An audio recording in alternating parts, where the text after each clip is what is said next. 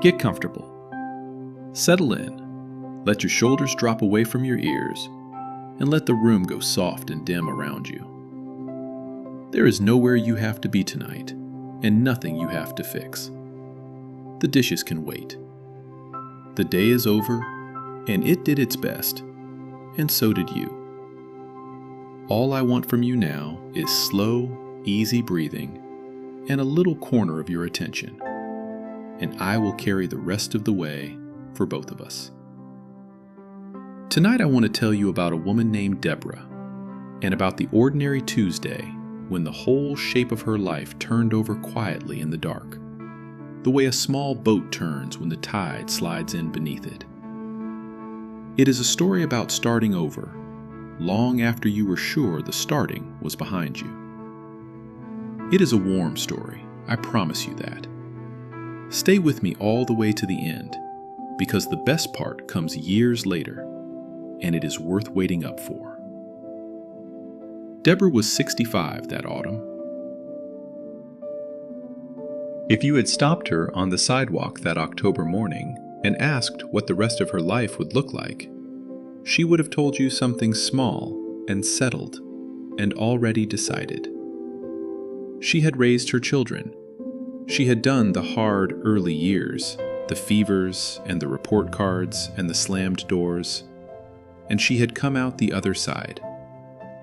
She believed that morning that she had reached the calm part of the road, the long, flat stretch where a person is finally allowed to coast.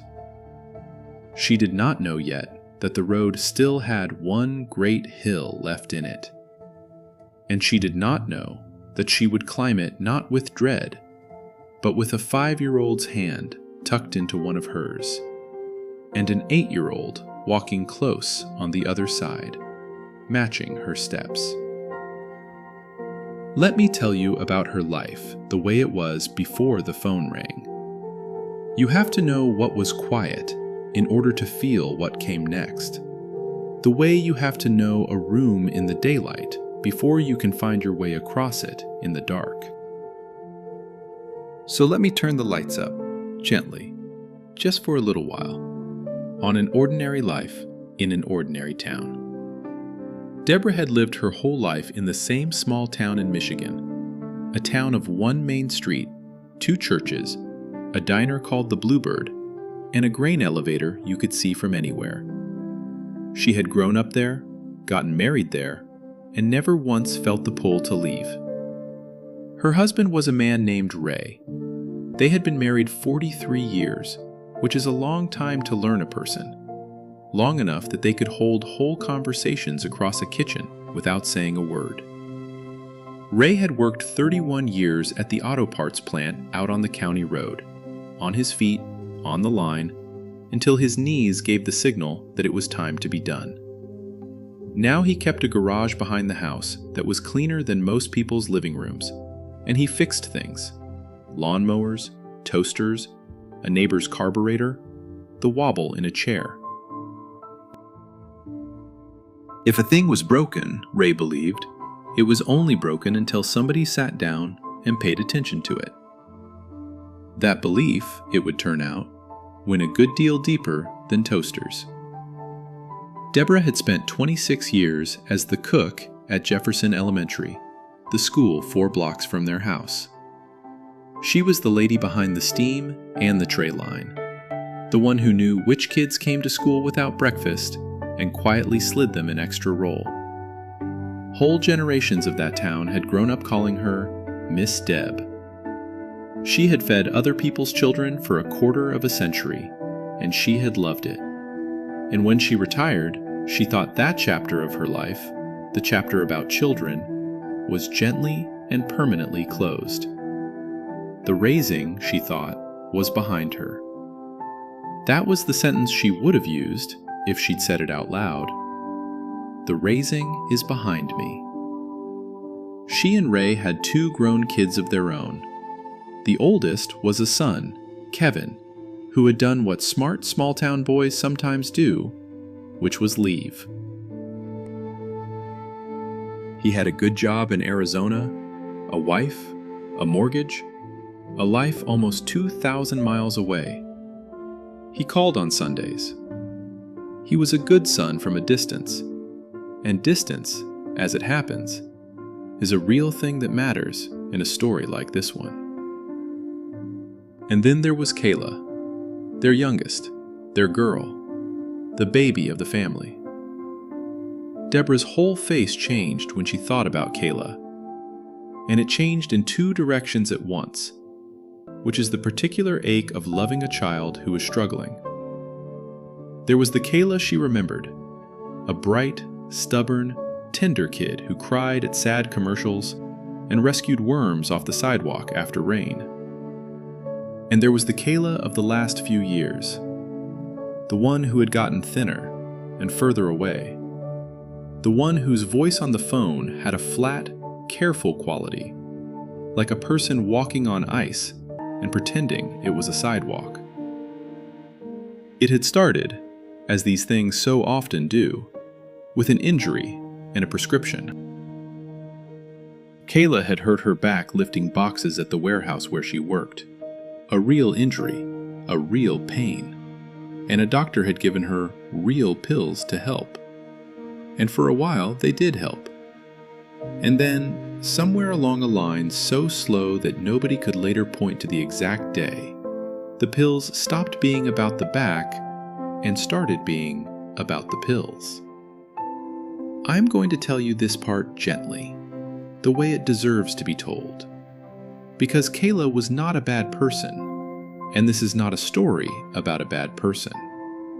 She was a good mother who got sick with something that hides inside good people and makes them into strangers, one small choice at a time. If you have watched it happen to someone you love, you already know.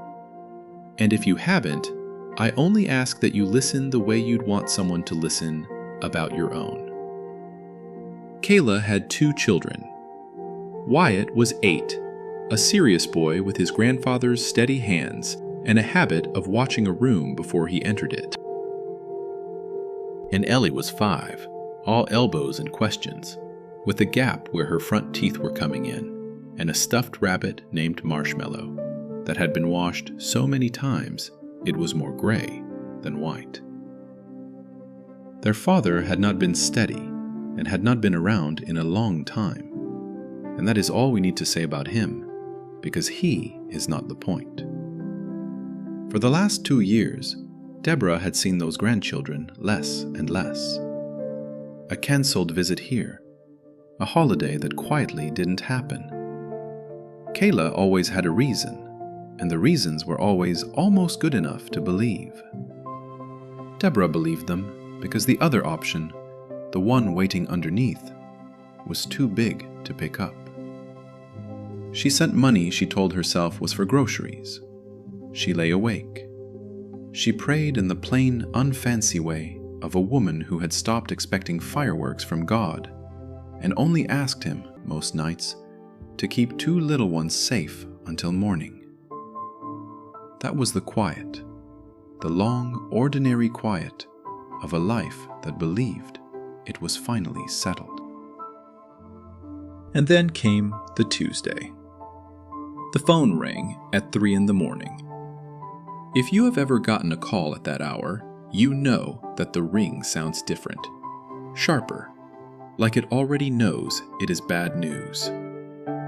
Deborah was awake before the second ring, the way mothers are, and Ray's hand found the lamp. It was a hospital, 2 counties over. A calm, tired voice told her that her daughter was there, that she was alive, that she was stable, and that there were 2 children who needed somewhere to go tonight. A neighbor had been watching them. There was a caseworker on the way, and the voice, gentle but doing its job, asked the question that would reorganize the rest of Deborah's life. Was there a relative who could take the children? Deborah did not hesitate. She would think later that the not hesitating was the truest thing she ever did. She said yes before her feet were even on the cold floor. She said, "We're coming. We'll be there. Tell them their grandma's coming." And then she and Ray, 65 and 67, dressed in the dark, and drove 90 minutes across black Michigan farmland, with the heater ticking, and neither one of them saying the enormous thing out loud. They found the children in a beige hospital family room, under a television playing cartoons at low volume. Ellie was asleep across 2 chairs. Wyatt was not asleep. Wyatt was sitting up straight with his sister's coat spread over her like a blanket, and his own shoes still on and tied, watching the door. He had been watching the door, the nurse said quietly, for 3 hours. He would not lie down. Somebody, he had clearly decided, had to stay awake and keep watch. And that somebody was an 8-year-old boy. When he saw Deborah, something in his face moved and then locked back down, too fast to name. He didn't run to her. He just stood up and picked up a black plastic trash bag from the floor and held it against his chest. Inside that bag was everything the two of them owned that anyone had thought to grab.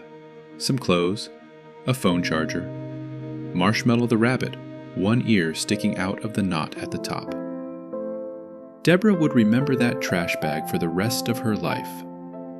She would remember thinking, with a clarity that felt almost like anger, "No child of mine carries their whole world in a garbage bag, not while I am breathing." She knelt down in front of Wyatt, ignoring the complaint from her knees, and she did not make promises she couldn't keep. Because even at 3 a.m, even wrecked, she knew that was the one thing that would break him. She just said, in her steady, tray-line voice, the voice that had calmed 1,000 crying kindergartners, "You did a good job keeping watch, buddy. You did real good. You can put it down now. I've got it from here."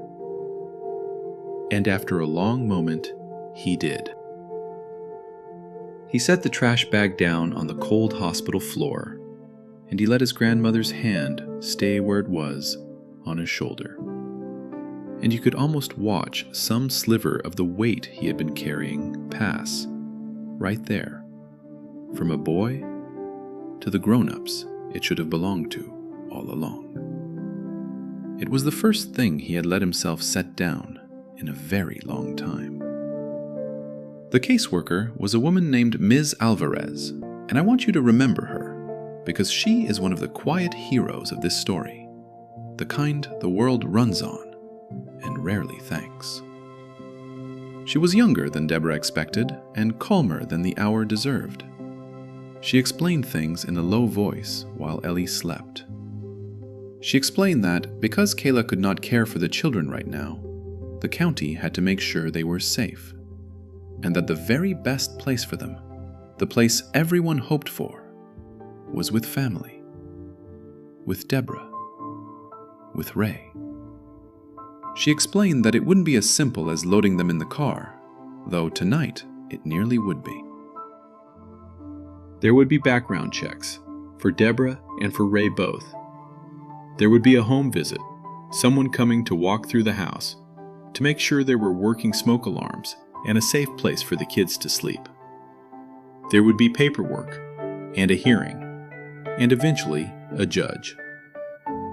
And there would be, Ms. Alvarez said, a plan for Kayla too, because the goal, the real goal, the whole point of all of it, was to get this family back together whole. This was not about taking the children away from their mother forever. This was about holding them, safe and loved, until their mother could come back for them. Deborah signed her name that night more times than she could count, on a metal clipboard, under a flickering fluorescent light, with a pen that was running out of ink. And somewhere in there, without any ceremony at all, she became a mother again at 65. They carried Ellie out to the car, still sleeping. Wyatt walked on his own, and he carried the trash bag himself, and Deborah let him, because she understood that right then, it was the only thing in the world he had any control over. Ray drove them home slow and careful through the dark, the way you drive when the whole world is asleep in the back seat. And Deborah sat turned around in her seat the entire 90 minutes, one hand resting on Ellie's small sneaker, watching over them, keeping the watch so that Wyatt, finally, could stop. They got home a little before dawn, and that, I'm afraid, was not the end of the hard part. That was the beginning of it. Because bringing 2 frightened children into your house is one thing. Building a childhood back for them, board by board, is another. And it does not happen in a night. It happens in 1,000 ordinary mornings. Let me tell you about some of them. The first thing Deborah learned was that the nights were the hardest. In the daytime, there were things to do, forms to fill, a house to childproof 40 years after she'd last childproofed it.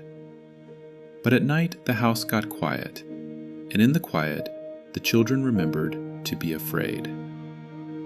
Ellie was afraid of the dark, of the closet, of the sound the furnace made when it kicked on. She woke crying for her mother, a thin, tired crying that was somehow worse than screaming. And for the first weeks, she wet the bed most nights, and then lay in it, silent and ashamed, because at 5, she had already learned not to be a bother. The first time it happened, Deborah stripped the sheets at 4 in the morning and started the wash, and never once let her face show anything but calm. And she told Ellie the same thing she would tell her 100 more times. Bodies do that when they're scared, baby. It's not a bad thing you did. We just wash it and we start over. We're real good at starting over in this house. She bought a little nightlight shaped like a moon and plugged it in low by Ellie's bed, and its small, warm glow became the first thing in that room that belonged only to comfort. Ellie named it. She called it the moon that stays. Wyatt was harder, because Wyatt did not cry. Wyatt did the thing that broke Deborah's heart more than crying ever could. He tried to be a grown-up. He tried to take care of everything. He would get up before anyone and try to make Ellie's breakfast standing on a chair at the stove, because that had been his job for a long time in a house where the grown-ups couldn't. He hoarded food, a little, hiding crackers in a juice box under his pillow. Not because he was greedy, but because somewhere in him a small voice was not yet convinced that breakfast would come tomorrow. He flinched at raised voices, even when the voice was only Ray calling from the garage. And he did not sleep. Deborah would check on him at midnight, at 2, at 4, and find him lying flat on his back with his eyes open, listening to the house, still on watch, still standing guard over a sister who was finally safe. He had carried the whole world on his 8-year-old shoulders for so long that he had forgotten there was any other way to hold it. So Deborah and Ray set about the slow, unglamorous work of teaching 2 children that they were allowed to be children again. And they did it the only way it can actually be done, which is not with a grand gesture, but with 1,000 small, boring, identical repetitions, until the boredom itself became a kind of safety. They built a routine. And a routine, it turns out, is just love with a clock on it. Every morning began the same way, on purpose. Ray was up first, and he'd put the coffee on and let the dog in, because they'd gotten a dog by then, but that comes in a minute. Deborah would come down and pull out the big cast-iron griddle, the one that had been her own mother's, black and heavy and older than everyone in the house. And on that griddle, every single morning, no exceptions, she made pancakes. It sounds like such a small thing. It was not a small thing. For a child who has learned that mornings are unpredictable and sometimes frightening, a grandmother at a griddle making pancakes at the same hour in the same kitchen with the same worn spatula is not breakfast. It is a promise, kept and kept and kept. It is the world proving, one morning at a time, that it will still be there when you wake up. Wyatt watched those pancakes get made for 3 weeks, with the flat, testing eyes of a boy waiting for the trick. And then one morning, he stopped waiting for the trick. The dog was Ray's idea, and it was a good one.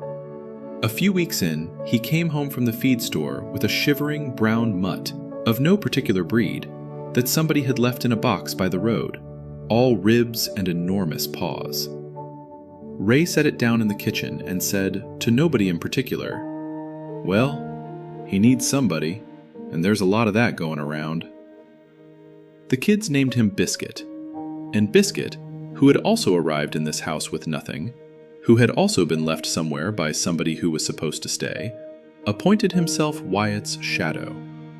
He slept against the boy's door, and it was Biscuit, not the grown-ups, who finally cracked the guard, because it is easier for a frightened child to love a dog first, and to learn, through the dog, that loving a thing in this house is safe. If the mornings belonged to the griddle, the evenings belonged to a book. Deborah had kept a box of her own children's picture books up in the closet for 30 years, unable to give them away, and now she finally understood why she'd saved them. Every night, after the bath and the teeth and the last drink of water, she'd lower herself down to the floor between the two beds, with her back against the wall, and she'd read. The same book, more nights than not, because Ellie had chosen it, and a 5-year-old wants the same story the way she wants the same blanket. It was a soft, silly thing about a little tugboat that was afraid of the big water and learned, by the last page, that it was braver than it knew. Wyatt pretended he was far too old for it. He'd lie on his bed with a comic book held up like a wall, and Deborah would read to Ellie in a low voice. And every single night, right around the part where the little tugboat found its courage, she'd notice that the comic book had stopped turning its pages. He was listening. Of course he was listening. There is no such thing as a child too old to be read to in a warm, safe room at the end of a hard day. And there is barely such a thing as a grown-up too old for it either. Those two things, the griddle at one end of the day and the book at the other, were the walls Deborah built the children's new life between. Everything hard happened in the hours in the middle. But it always started with pancakes, and it always ended with a story. And a child can survive an enormous amount of hard if it is bookended, reliably, by love. There was so much to do, and Deborah was 65, and I will not pretend her body didn't notice. There is a particular exhaustion to raising small children that she remembered from her 20s, and it lands very differently on knees that have carried you for 6.5 decades. She was up at night. She was down on the floor building block towers, and then figuring out how to get back up off the floor. She hauled car seats, learned to work a booster she needed reading glasses to buckle, stood in the cold at the bus stop, and relearned the entire geography of a grocery store from the eye level of a cart full of children. There were nights she sat on the edge of her bed and let herself be afraid, quietly, so no one would hear. Afraid that she was too old. Afraid that she'd get sick, or Ray would. And then what? Afraid that she did not have the years in her that these children needed. That she'd signed up to raise them, and might not last long enough to see them raised. She would look at the little travel brochure that had been stuck to the refrigerator with a magnet for 2 years. The one for the drive down to Florida that she and Ray had always meant to take. Someday. when things settled down, and she'd understand that someday had just walked out the door for a good long while. Maybe for good. And she'd feel it. She was human. She'd feel the loss of the quiet life she'd earned and had been about to sit down and enjoy. And then, every time, one of two things would happen. Either Ray's hand would find her shoulder in the dark, that same hand from the lamp on the first night, and he'd say something short and true like, "We're not doing it alone, Deb, and we're not doing it perfect. We're just doing it." Or she'd hear a small sound down the hall, Ellie stirring, and she'd go, and in the going, the fear would quiet. Because it is very hard to sit and drown in your own worry when a 5-year-old needs a drink of water, and to be told that the shadow on the wall is only the coat rack. Love, she was relearning, is mostly just showing up at the side of a bed at 2 a.m. Anyone can plan to love a child. You find out if you mean it around 2 a.m.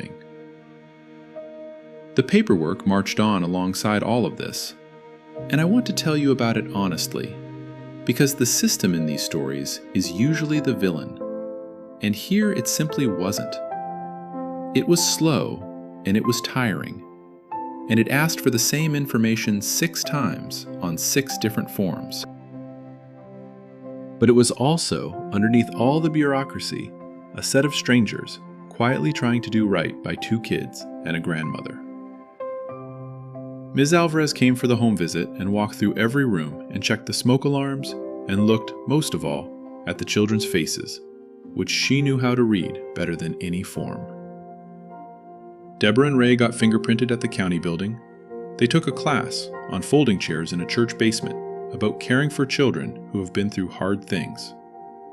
And Deborah, who had raised 2 kids of her own and fed 1,000 more, sat in that class and took notes like a girl in school, because she'd decided she would not let pride cost these children one single thing she could learn how to give them. The county granted them temporary custody first, and then guardianship, in a courtroom that was much smaller and much less frightening than the ones on television. There was a judge who had clearly seen 10,000 of these mornings and had not gone hard, which is its own kind of grace. There was a person appointed just to speak for the children's interests, a soft-spoken retired teacher named Mr. Bennett, who volunteered his time to stand up in court for kids who couldn't stand up for themselves. And the goal was written right there in the plainest language on the plainest paper. The goal was reunification. The goal was to get Mom well and bring this family back together. Nobody in that room was the enemy. Everybody in that room, it turned out, wanted the exact same thing Deborah wanted, which was for a little boy to be able to close his eyes at night. Because that was the thing she was watching for. That was her whole quiet campaign, waged in pancakes and clean sheets and the moon that stays. She was waiting for the night Wyatt would finally sleep. It came in November, about 6 weeks in, and it came without any warning at all, the way the important things usually do. There had been a good day, nothing special, a Saturday. Ray had taught Wyatt to use a screwdriver in the garage, and the boy had spent 2 hours reassembling an old radio with a concentration so total that he'd forgotten, for whole minutes at a stretch, to keep watch. Ellie had laughed so hard at the dog that she'd gotten the hiccups. There'd been pancakes, there'd been grilled cheese, there'd been a bath, and a story. The same story Wyatt pretended he was too old for, and asked for anyway. And that night, when Deborah did her midnight round and eased open the door to Wyatt's room, she found the boy asleep. Truly asleep. Flat out, mouth open, one arm flung off the side of the bed, and his hand resting in the dog's fur, deep down in the kind of sleep a body only allows itself when it is finally, completely decided it is safe. The guard had come down. The watch was over. Somebody else was keeping it now, and he had let them. Deborah stood in that doorway a long time. She did not wake him, of course. She just watched her grandson sleep. This boy who had guarded a hospital door at 3 a.m, and she felt her eyes sting. And she let them, standing there in the hall, in her robe, at 65 years old. Then she went and told Ray, whispering it like the best news in the world, which it was. For the first time since the trash bag, the house was only sleeping, and nothing in it was afraid. Winter came down hard after that, the real Michigan kind, the kind that turns the world white and silent and folds a family inward on itself. And inside that white silence, slowly, a childhood began to grow back. It did not grow in a straight line. Nothing worth having ever does. But it grew. They had enrolled the children in school right away, back at the start. And here is a small thing that turned out to be a large one. Ellie started kindergarten at Jefferson Elementary, the very school where Deborah had stood behind the steam table for 26 years. The women in that cafeteria, the ones who had worked beside Miss Deb for half their lives, took one look at that little girl and folded her into their care like she was their own grandchild too. Ellie never once bought a lunch she didn't get an extra cookie with. She walked into a building already full of people who loved her before she said a word. Not every child gets that. This one did, because her grandmother had spent a quarter of a century being kind to strangers' children. And kindness, it turns out, keeps. Wyatt's teacher was a patient young man named Mr. Boone, and Deborah went in to see him early because she believed in getting ahead of things. She told him plainly what the boy had been through, and she watched to see what he'd do with it. What he did was move Wyatt's desk to where he could see the whole room, because Mr. Boone understood, without being told twice, that a boy who has spent his life keeping watch cannot learn with his back to the door. It was a small mercy.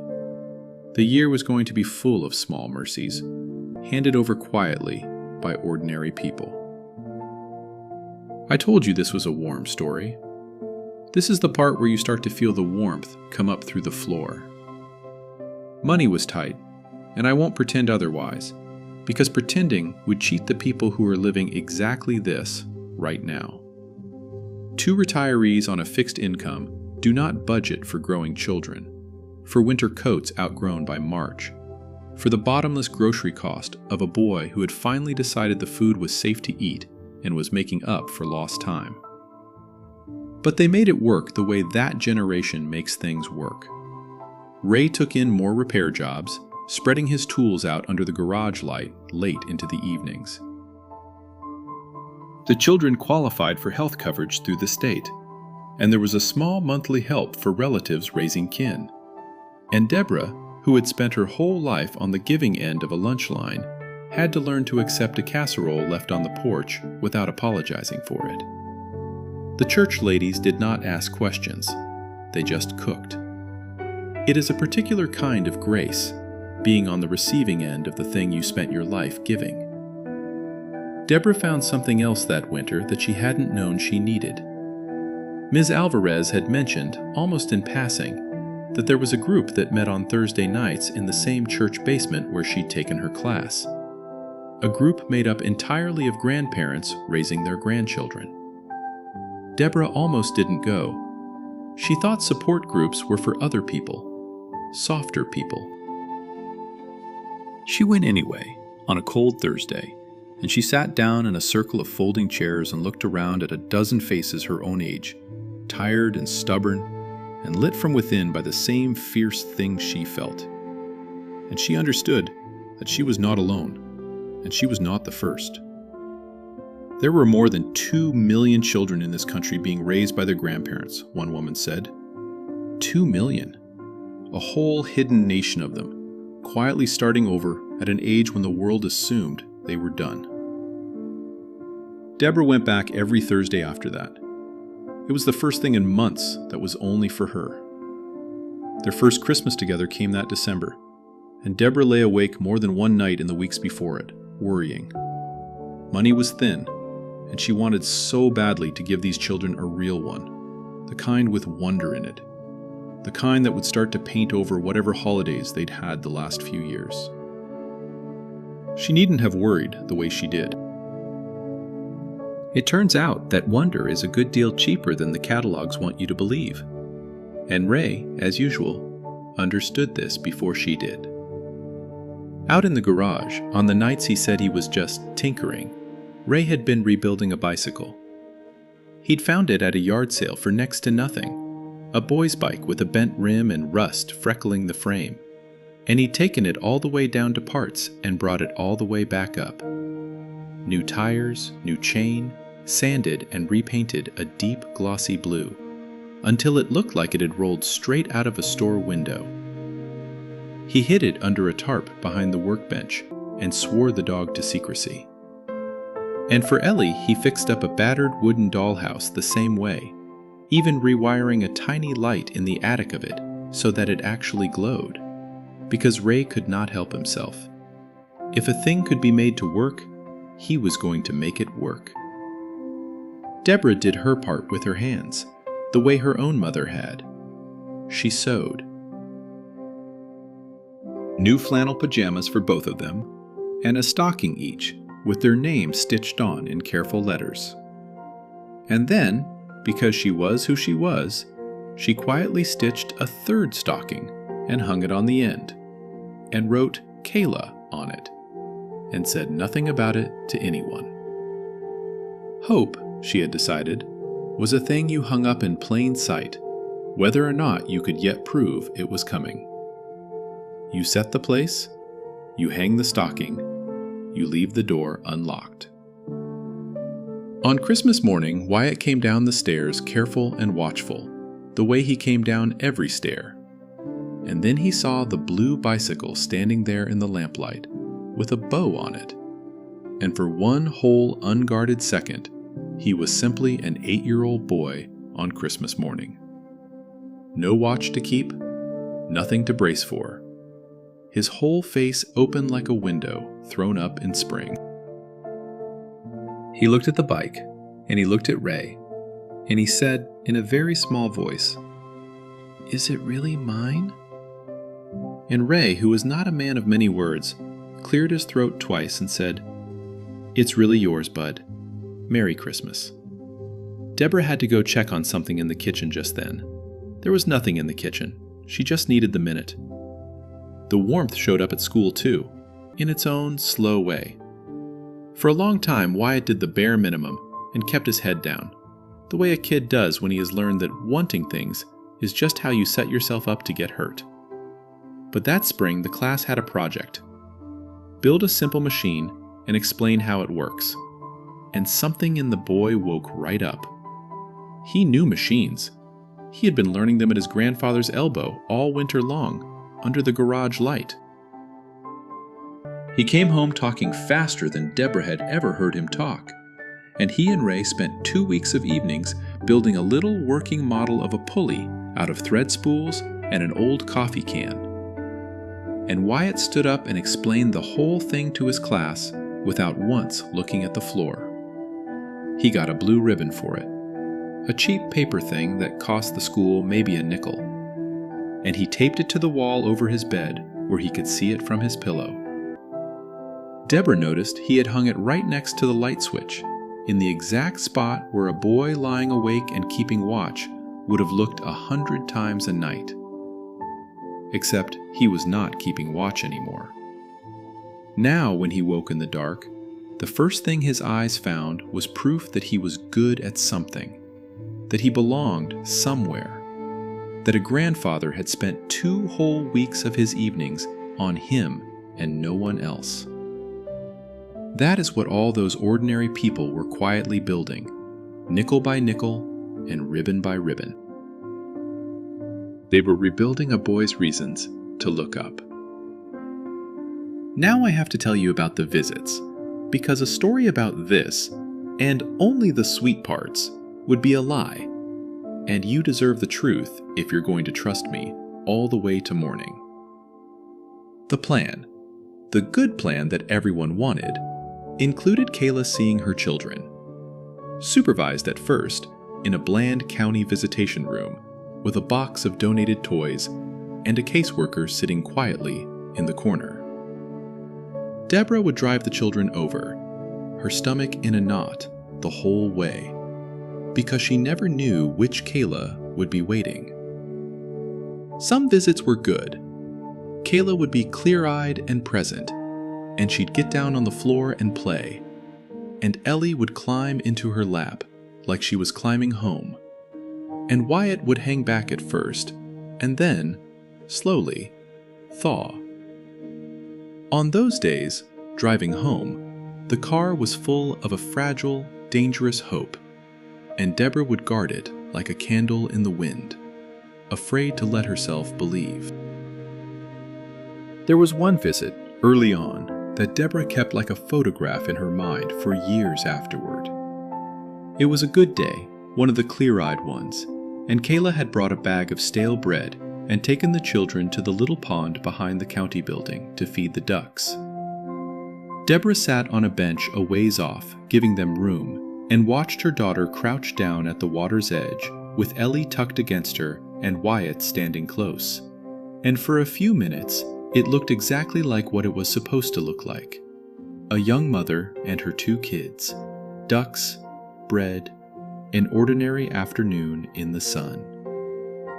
Ellie looked up and said something, and Kayla laughed, her real laugh, the one Deborah had not heard in years, the one that used to fill up the whole house, and it carried all the way across the grass to the bench. Deborah closed her eyes and just listened to it. That laugh was the whole reason to keep the candle burning, she thought.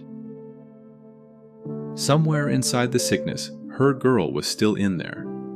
And every so often, on a good day, by a pond, she came all the way up to the surface and laughed. You do not give up on a person who can still laugh like that. You wait, and you keep the light on, and you feed the ducks. And then there were the other visits, the ones the children got dressed up for and waited for, and Kayla did not come to. Those were the visits that taught Deborah exactly what her own anger tasted like, and how much of it a person could swallow to keep a child from choking on it. I need you to sit with what that is, just for a moment, and then I'll let you go on to the softer part. Picture a 5-year-old in her best dress, the one she picked out herself, sitting by the window with her rabbit, watching the driveway. Picture the minutes going by. Picture the moment a child stops asking, "Is she here yet?" and just goes quiet. Because at 5, she is already learning the lesson no child should have to learn, which is how to arrange her own small face so the disappointment doesn't show and doesn't become someone else's problem to fix. On one of those nights, Deborah went into her bathroom and ran the water so no one would hear. And she was angrier than she had ever been in her life. Angry at her own daughter, the girl who'd rescued worms off the sidewalk, for doing this to these babies. That anger was real, and it had every right to exist. And I will not tell you she was wrong to feel it. But here is the thing Deborah did, the thing I most want you to remember about her. She turned off the water, and she washed her face, and she went back out to that little girl at the window, and she did not say one bad word about Kayla. Not one. She said, "You know what, baby? Your mama loves you so much. And sometimes grown-ups get sick in a way you can't see, like a cold on the inside. And it makes them do things that hurt, even when they don't want to. That's not about you. You are the easiest person in the whole world to show up for." And then she made hot chocolate, and they watched the snow, and she held the anger herself, privately, so that a child would not have to carry it. That is what it costs to protect a childhood. It costs you carrying the things too heavy for them, in the bathroom, with the water running. Because Deborah had made a decision somewhere in there, and it was the decision that would save everyone in the end. She had decided that she would not let her grandchildren grow up hating their mother. She would tell them the truth in words their hearts could hold. That Mom was sick and Mom was trying. And she would leave the door open, always, so that if Kayla ever fought her way back through it, there would be a family standing there, and not a wall. And down at the bottom of her own darkness, though Deborah could not see it yet and did not dare hope for it, Kayla was starting to fight. Not cleanly and not all at once, the way people only ever seem to do it in the movies. But something down there, some old, stubborn ember of the girl she used to be, had begun, very quietly, to refuse to go all the way out. Rock bottom is a phrase people use lightly, but it is a real place, and Kayla found hers that spring. I won't walk you through it, because it is hers and not ours, and because this is a story to fall asleep to, and not a story to lie awake over. It is enough to say that she reached a night when the only two roads left went in very different directions, and that somewhere in her, under everything, the girl who rescued worms was still alive, and she chose the road back. She called a number. She asked for help. For the first time in years, she told the whole truth to someone. And the truth was that she was drowning and she wanted to live. She went into treatment, a real program, 90 days, 2 hours away. And she called her mother from a phone in a hallway, and it was the hardest phone call of both their lives. And it began with Kayla saying, in a voice stripped down to nothing, "Mom, I'm so sorry. I'm so ashamed." And Deborah, who had rehearsed 100 cold and righteous things to say on the day her daughter finally called, found that every one of them had turned to dust in her mouth. And what came out instead was, "You called. That's all that matters right now. You called, and I'm still here." Because that is what a mother is, underneath all the hurt. A mother is the person who is still there. Now, I have to be honest with you, because I promised I would be. The road out was not one road. Recovery almost never is. About 5 weeks in, Kayla left the program. Just walked out, scared and hurting, and disappeared for 11 days. 11 days in which Deborah did not sleep, in which she jumped at every phone call, in which she came the closest she ever came to letting the candle of hope blow out for good. She sat in her Thursday circle and could not speak, and one of the other grandmothers, a woman named Pearl who'd been at this for 9 years, took her hand and said something Deborah never forgot. She said, "Honey, relapse isn't the opposite of recovery. Sometimes it's part of it. You don't blow out the candle just because they're late getting home." And Deborah went home, and she understood exactly what Pearl meant. And she kept the door of her own heart unlocked one more time, and left a lamp burning in the hall, the way you do for someone you are still expecting home. Kayla came back. She called from that same hallway, wrecked and terrified, sure she'd used up her last chance. And she found out that in this family, the chances did not run out, as long as you kept getting back up. She went back into treatment. And this time, slowly, it took. While Kayla was fighting her way up, life at the little house kept on, because children do not pause their growing up to wait for the adults. And in the middle of it all, the thing Deborah had feared most in the dark finally came for them, the way feared things do when you're too busy to brace for it. Ray had a heart attack in April. A small one, as these things go, but there is no small heart attack when it is your husband of 43 years, gray-faced at the kitchen table. Deborah called for help, 911, steady as a stone until the ambulance came, and then not steady at all. And in the long fluorescent hours at the hospital, waiting to learn whether the man who'd said, "We're just doing it," was going to be all right, she came face to face with the fear she'd been outrunning since the first night. What happens to these children if we can't? What happens if we run out of years? It is the fear every grandparent raising grandchildren carries in a back pocket. And that night, Deborah had to hold it in her open hands. Ray was all right. They put in a stent, and they gave him a talking to about bacon, and they sent him home, tired and mortal and alive. But something had shifted, quietly, in Deborah. She understood now, in her bones, that she and Ray were the bridge, not the destination. They were strong enough to carry these children across the hard water, but they could not be the far shore. The far shore had to be Kayla. The far shore had always had to be Kayla. And so, when her daughter called that summer with 90 days behind her and a small, real steadiness in her voice, Deborah did not guard her hope quite so tightly anymore. She let a little of it out to breathe. She let herself want it.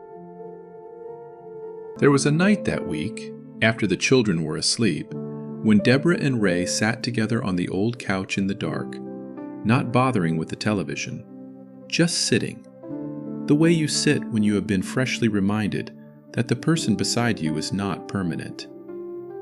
Ray took her hand. He was not a man who did that for no reason. And he said, "I did the math in the hospital, Deb. Lying there with all those wires on me, I figure Wyatt's got 10 more years under this roof, and Ellie's got 13. I intend to be here for every one of them." Deborah laughed, a little wetly, and told him he didn't get to schedule a thing like that. He said he was well aware. He'd simply decided it anyway. And she believed him, because Ray was a man who fixed what was broken and did not quit on a job halfway through. They sat there a long while in the quiet, and somewhere in it, Deborah finally made her peace with the fear. They could not promise the children forever. Nobody can promise anybody forever. All you can promise is that you will spend every morning you are given making pancakes, and that when you are gone, the child will know, all the way down in their bones, what it felt like to be somebody's whole reason to get up in the morning. That has to be enough. As it turns out, it is more than a great many people ever get. The visits started again, and this time they were different. Kayla came every time. She came early. She came clear-eyed, and she stayed clear-eyed, week after week. And the weeks stacked up into a paper trail of showing up, which is the only kind of proof that ever really means anything to a child. Supervised visits became unsupervised. Unsupervised became an afternoon at the park. An afternoon became a whole Saturday. Kayla got a sponsor, a flinty, kind woman from her meetings who did not let her hide. She got a job, first washing dishes and then waiting tables at the Bluebird, the same diner Deborah had brought her to as a baby. And she was good at it, and the tips went into an envelope for an apartment. She earned a chip for 6 months, and then she earned one for a year. A small bronze coin she kept in her pocket and touched like a worry stone. And every single day she chose the road back again, one more time, because that is the only way it is ever done. One more time, and then one more. When Kayla picked up her 1-year medallion, she did it in a church basement not so different from the one where her mother sat on Thursday nights. And the whole family came. Deborah and Ray in the folding chairs, Wyatt in a collared shirt he had agreed to wear only under loud protest, Ellie swinging her feet because they didn't yet reach the floor. When they called Kayla's name and she stood to take the little bronze coin, the room full of strangers who understood exactly what it had cost her got to their feet and clapped. And Ellie, not entirely certain what was happening, but quite certain it was something good, clapped hardest of all. Kayla held up the coin and tried to say a few words and mostly couldn't. And then she found her mother's eyes across the room and said the only thing that really mattered. She said, "My mom kept my kids safe, while I couldn't keep myself safe. She kept the door open the whole time I was gone. I'm standing here because somebody flat out refused to give up on me." And Deborah, sitting very straight in a metal folding chair with her hands folded in her lap, finally let the tears come in front of people, and did not care one bit who saw them. Some things a person earns the right to cry about in public. This was surely one of them. And the children, watching, began to trust it. Not all at once. Wyatt was the last to lower his guard, because Wyatt had been the one keeping watch the longest, and a boy like that does not hand over the watch cheaply. But there came a Sunday when Kayla came for pancakes, and she stood at the old cast-iron griddle beside her mother, learning the flick of the wrist. And Wyatt sat at the table, watching his mother make his breakfast for the first time in longer than he could remember. And something in his face that had been clenched for 2 years finally let go. He got up and he crossed the kitchen and he leaned into her side, and Kayla put down the spatula and wrapped both arms around her boy. And nobody said anything at all, because some moments are too full for words, and pancakes will burn if you cry too long. Deborah quietly moved the griddle off the heat and let them have it. I told you at the very beginning that the best part comes years later. We're almost there. But first, the part where the family had to decide what home was going to mean, because that was the tenderest question of all. When the county began to talk about reunification in earnest, about Kayla being ready to have her children back, Deborah felt 2 enormous things at the same time, and maybe you can feel them both with her. She felt a joy so big it frightened her, because it was everything she'd prayed for at 2 a.m. And she felt, underneath, a grief she was ashamed of, because somewhere in those long, hard years, these children had become, in every way that mattered, hers. To give them back would be to lose them. That was the fear. And it was Kayla, healed enough now to see her mother clearly, who took that fear apart with a single sentence at the kitchen table. She said, "Mom, I'm not here to take them from you. I'm here because you kept them from me. Nobody's losing anybody. We're just going to be bigger." So they did the thing that made everyone brave. When Kayla got on her feet, she and the children did not move away into some separate life. They moved into the little house with the garage and the griddle and the moon that stays. It was crowded, and it was loud, and it was, by any honest measure, the happiest that house had ever been. 3 generations under one paid-off roof.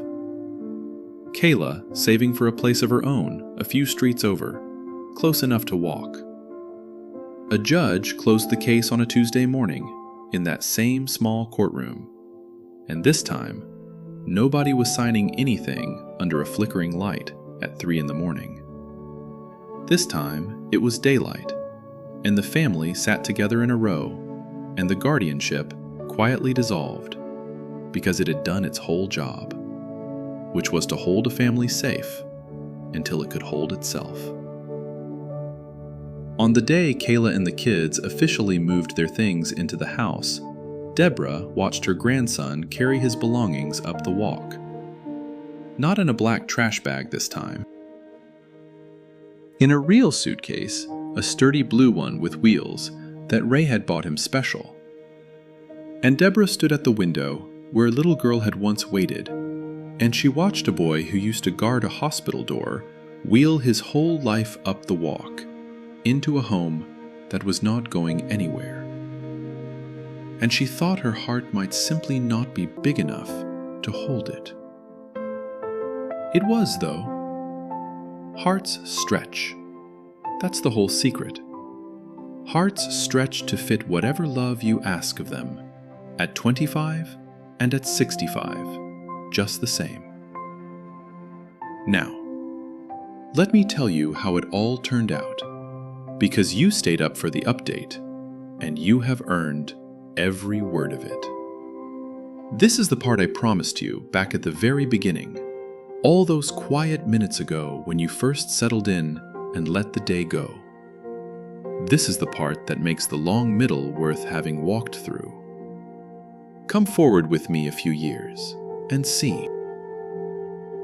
The years went by the way good years do, quietly, without much to report, which is its own kind of miracle when you remember where they started. Let me take you forward, past a whole handful of ordinary birthdays and report cards and Sunday pancakes, to a warm evening some 7 years after a phone rang at 3 in the morning, so you can see how the story turned out. Come stand close to the little house with me, and look in through the window, and let me tell you who you'd see. You'd see Wyatt, 15 now, and tall, with grease under his fingernails because he spends every spare hour in the garage with his grandfather. The two of them bent over an engine under the same light where Ray once fixed toasters. He still has a watchful streak, that boy, but it turned into something good. It turned into the kid who notices the new student eating alone and sits down across from him. He turned his old wound into a way of seeing people. He wants to be an engineer, or maybe a mechanic like Ray, or maybe both. And he keeps a photograph in his room that no one talks about much, of a bronze coin his mother earned, because he understands exactly what it cost. You'd see Ellie, 12 now, all knees and opinions, who barely remembers the hard time at all, which is the greatest gift of everything her grandmother did. She remembers a moon-shaped nightlight, a little, and a dog named Biscuit who is older and grayer now and sleeps by the fire. The nightlight she outgrew years ago and handed down herself to a scared little cousin who needed a moon that stays. She doesn't remember waiting at a window. Deborah carried that memory for her all these years so that Ellie would never have to. Some gifts you give a child are the things you make sure they never have to know. You'd see Kayla, and this is the part that would make you put your hand to your heart. Kayla has her own apartment 3 streets over and a car she paid for herself, and more than 5 years now between her and her worst night. But here is the thing I most want you to hear. She didn't just get her life back. She turned around and started handing the rope down to the next person drowning. Kayla works now as a peer recovery coach, sitting in those same church basement rooms on the other side of the circle, being for frightened strangers exactly what a flinty kind woman once was for her. The worst thing that ever happened to her became the reason she's able to save somebody else. There is no waste in this family. Nothing painful was allowed to be for nothing. And you'd see Deborah, 72 now and slower, and if her knees complain, she has long since stopped listening to them. And every Sunday morning, no exceptions, she still pulls out her mother's cast iron griddle, older than everyone in the house, and she makes pancakes. Except now the kitchen is crowded when she does it. Now Kayla is at her elbow, having long since learned the flick of the wrist. And Wyatt is setting the table. And Ellie is sneaking chocolate chips into the batter. And Ray is reading the paper he doesn't really read, just listening to the sound of a full house, which is the sound he waited 70-some years to hear. There is a travel brochure that used to be stuck to that refrigerator, curling at the corners, for a drive down to Florida that a tired couple always meant to take someday, when things settle down.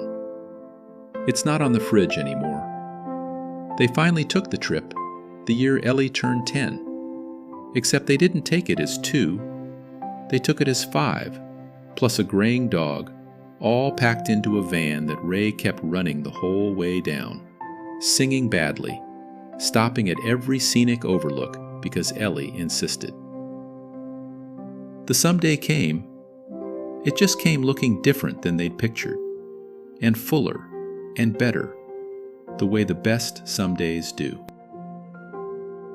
Deborah told me once, when this was all still fresh, that on her hardest nights early on, she used to think of that one sentence, "The raising is behind me," and grieve it like a door that had closed on the quiet life she'd earned. But she was wrong about that sentence, and she'd be the first to tell you so now. The raising was never behind her. It had only been waiting, patient as a griddle warming, for its second morning. And its second morning, when it finally came, smelled like pancakes, and sounded like a house full of the people she loved. And it turned out to be the best morning of her whole long life. Because a family, in the end, is not the people who happen to be there when everything is easy. A family is the people who show up, and keep showing up, and leave the door unlocked, and hold the heavy things in the bathroom with the water running so the children never have to carry them. Home is not a place you inherit, or a plan that goes the way you drew it up. Home is the thing you build, board by board, and pancake by pancake, for whoever the good Lord sends up your walk, carrying their whole world in their arms, needing somewhere safe to set it down. And love, real love, the kind that saves people, does not retire. It just waits, quiet and ready, for its second morning to come. So if you're still awake out there, in the dark, wherever you are, let this be the last soft thought you take down into sleep with you tonight. It is never too late for a second morning. Whatever you thought was behind you, whatever door you thought had closed for good, love has a way of knocking one more time, right when you least expect it, and most need it. The candle doesn't go out. The door stays unlocked. Somebody is always, always worth showing up for. And there is a light on in a little house in Michigan, and a griddle warming for as long as anyone needs to come home. Rest now. You did enough today. Let your breathing go slow and deep, and let the house go quiet around you. And let go of the day. I'll be right here, and I'll see you in the next one. sleep well. Before you drift off, if this story kept you company tonight, take a quiet second to like it and to subscribe, because it genuinely helps these gentle stories find the other people out there who need a soft place to land at the end of a long day. And I'd love to hear from you in the comments whenever you wake. Tell me this: if you've ever raised a grandchild or been raised by your grandparents, what is the one small, ordinary thing, the pancakes, the nightlight, the routine, that made a house finally feel safe? And I'm always curious where you're all listening from tonight, so leave your state and maybe your age, and let's see how far this little house reaches. Good night, and thank you for spending your evening with me.